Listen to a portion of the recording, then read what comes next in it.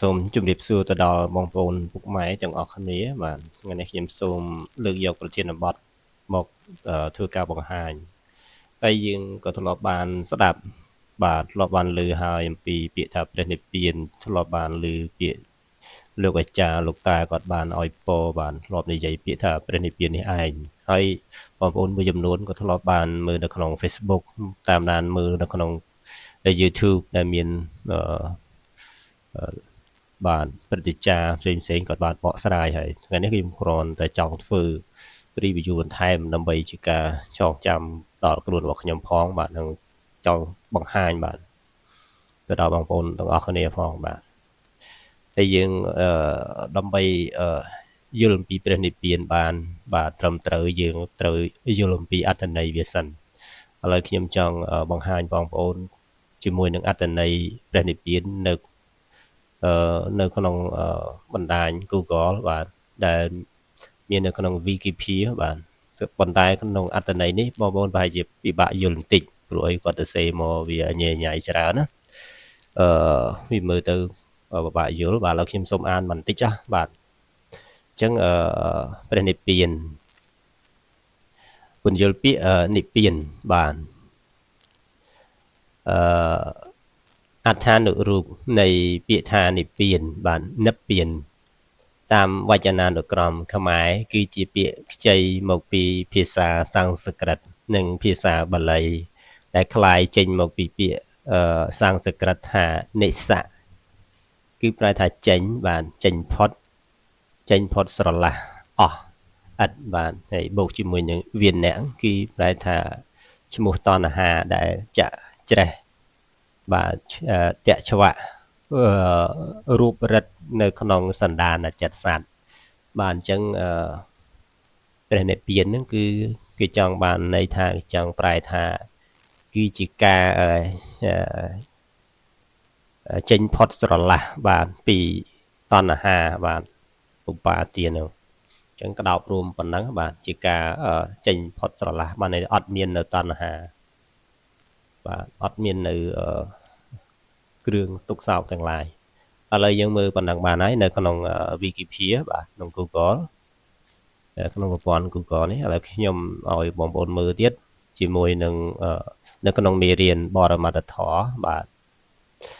ឡូវយើងចូលទៅមើលមេរៀនបរមត្ថធម៌នៅក្នុងចំណុចនិព្វានបរមត្ថបាទឥឡូវយើងមើលនិយមន័យជាទូទៅសិនឲ្យយើងស្គាល់សិនបាទអញ្ចឹងខ្ញុំសូមអានឲ្យបងប្អូនស្ដាប់បន្តិចចុះបាទនិព្វាន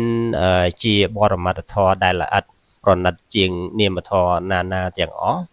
ជាធម៌ជ្រៅឃើញបានដោយលំបាកដឹងតាមបានដោយលំបាកជាធម៌ស្ងប់ប្រណិតគិតស្មានមិនបានដឹងបានចំពោះតែបណ្ឌិតដែល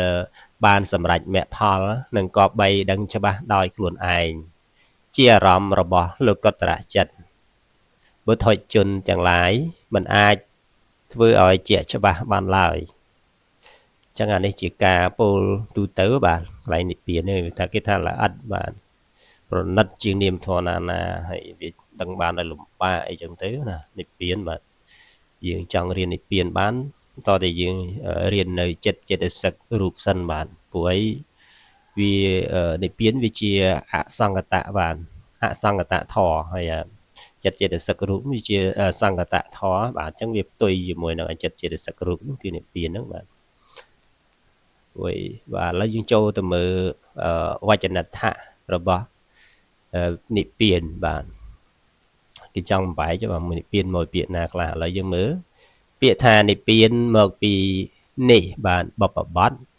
និងវានៈប្រែថាធាតុនេះជាធាតុបាទបបបត្តិមួយធាតុឥឡូវយើងមើលទៀតពាក្យថានិបាទឥឡូវយើងបំបែកពាក្យមួយយកពាក្យមួយនិប្រែថាមិនមានបាទឬក៏រួចផុតនិហ្នឹងមិនមានឬក៏រួចផុតពាក្យថាវានៈប្រែថាគ្រឿងរូបរិទ្ធដោតក្រងសំដៅយកតណ្ហាបាទអានេះវានៈគឺគ្រឿងរូបរិទ្ធដោតក្រងសំដៅយកតណ្ហាហ្នឹងហើយនិហ្នឹងគឺមិនមានរួចផុតអញ្ចឹងបានន័យថារួចផុតពីគ្រឿងដោតក្រងបាទដែលសំដៅយកតណ្ហាបាទឥឡូវយើងមើលទាំងអស់គ្នាទៀត បើចូលរួមគ្នាបានជានិវ៉ានគឺនិព្វានបានប្រែថាមិនមានគ្រឿងរូបរិទ្ធឬក៏រួចផុតពីគ្រឿងដោតក្រងបានទៅដល់ការរួចផុតអំពីតណ្ហាវាអ្នកមានវចនដ្ឋថាវិនតេសង្សេពតៃតេស្មើនឹងពាក្យថាវាណាំងប្រែថាធម្មជាតិឯណារមែងចាក់ស្រេះដោតក្រងទុកធម្មជាតិនោះឈ្មោះថាវាអ្នកពោលគឺតណ្ហានិវ៉ាននិព្វានមានវចនដ្ឋថាវាអ្នកសង្វាតយៈតណ្ហាយៈនិខន្តតាស្មើនឹងពាក្យថានិព្វានំធម្មជាតិដែលរួចផុតពីតណ្ហាជាគ្រឿងដោតក្រងនោះឈ្មោះថានិព្វានបាទអញ្ចឹងនិព្វាននឹងមានន័យថាធម្មជាតិណាដែលរួចផុតពីតណ្ហាតែជាគ្រឿងចាក់ស្រេះដោតក្រងហ្នឹងគឺនិព្វានហើយបាទឥឡូវយើងមើលប៉ុណ្ណឹងសិនអញ្ចឹងយើងចង់គាត់តែចង់បានន័យថាហើយយើងយល់ថានិព្វានមកពាក្យណាមកពាក្យថានិបុកជាមួយនឹងវាអ្នកបាទនិនឹងប្រែថាមិនមានរួចផុតវាអ្នកហ្នឹងគឺជាគ្រឿងរួមរិទ្ធដោតក្រងបាទសំដៅយកពួកកិលេសតណ្ហាហ្នឹងបាទ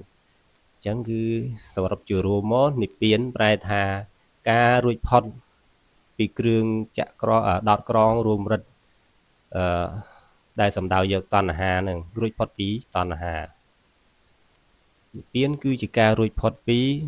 សេចក្តីទុក្ខសោកទាំងឡាយបាទឥឡូវយើងមើលប៉ុណ្ណឹងហើយយើងយល់អត្ថន័យជាទូទៅប៉ុណ្ណឹងយើងចូលការយល់ឃើញមតិផ្ទាល់ខ្លួនវិញបាទយើងដឹងហើយថាព្រះនិព្វានបាទអត្ថន័យវាមានច្រើនណាបាទបើយើងប្រែបន្តិចមកវាមិនអស់សេចក្តីទេអញ្ចឹងពាក្យថានិព្វានហ្នឹងគឺប្រែមកវាប្រែមកតែមិនគឺជាការរួចផុតទុកទាំងឡាយដែលរួចដែលចាក់ដោតក្រងរួមរិទ្ធដោយកិលេសឬក៏តណ្ហាហ្នឹងប៉ុណ្ណឹងក៏វាមិនអស់សភាវៈវាដែរសភាវៈវាគឺវាល្អិតបាទវាដឹងបានដោយលំបាកបាទដូចយើងទៅពាល់ដំរីមកយើងប៉ះជើងបានតែជើងមួយបើយើងបកស្រាយទៅវាមិនអស់ដូចជាពាក្យថាទោសៈអញ្ចឹងប្រែថាខឹងវាមិនអស់សភាវៈវាព្រោះសភាវៈវាប្រែបានថ្នាក់ប្រទុះបានអញ្ចឹងសភាវៈវាក្តោបរួមធំបើយើងប្រែតាមមួយជ្រុងវាអត់អស់សេចក្តីបាទដូចនិព្វានដូចគ្នាអញ្ចឹងបាទឥឡូវខ្ញុំនិយាយជារួមចុះសម្រាប់អ្នកពុទ្ធសាសនាយើងបាទអញ្ចឹងនិព្វាន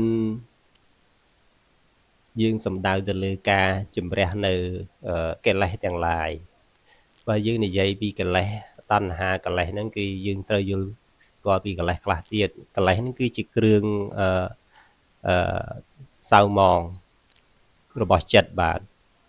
គឺជាគ្រឿងបលិពោតបាទគ្រឿងសៅមងរបស់ចិត្តទាំងឡាយ